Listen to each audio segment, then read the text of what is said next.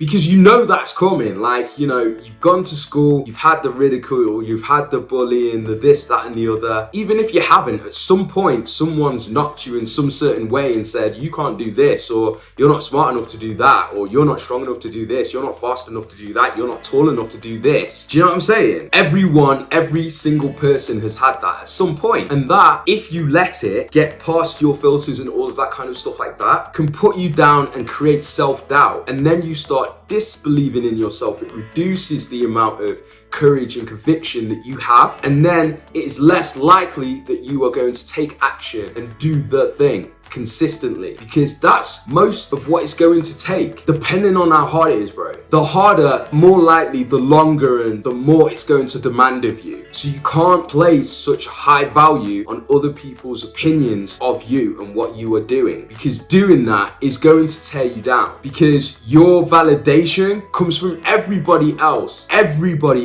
apart from you. And that is such a negative space to be in. It is going to cultivate a ton of self-doubt, because everybody else's opinion matters, and what doesn't matter as much is your opinion and your thoughts towards yourself and your self-belief and your courage. And that's what actually matters the most. You've seen it before. Have you ever heard the story of where someone has been beaten down, they've been talked about, ridiculed, kicked through the mud, and all this kind of stuff like that? No one believed that they could do it. They were the underdog. And then as soon as that underdog achieves the thing, everybody's like, hey, and wants to be friends with that person, and wants to talk to that person, and wants to get to know that person, and sort of smiles and is around and tightly with that person. Hey, we've been pally for a while. We knew that person from back then. Yeah, we've always been tight. You know what I'm saying?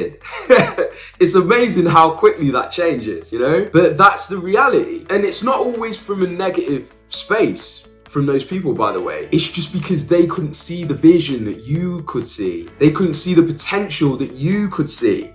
So you need to remember that you need to separate yourself from their views of who you are and who you could be, and, you know, what you're capable of, and your current knowledge and all of this kind of stuff like that. Because it is separate. Because the fact of the matter is, if we put it down to scientific study, they don't know your capabilities. They don't know. Not even you know fully. The only way to find out your maximum potential and your, well, I won't even say maximum potential, but your potential and your creativity, your innovativeness, your freaking grit, determination, and more. The only person that is going to know that is you, and you're not even going to know it all through. And the reason why you're not going to know it all through is because you haven't completely tested yourself yet. So you're going to go on this journey and you're going to get these knockbacks and you're going to take these L's and this, that, and the other. And that is going to define your capability, your grit, your determination, your potential, your self-belief, your courage, your strength,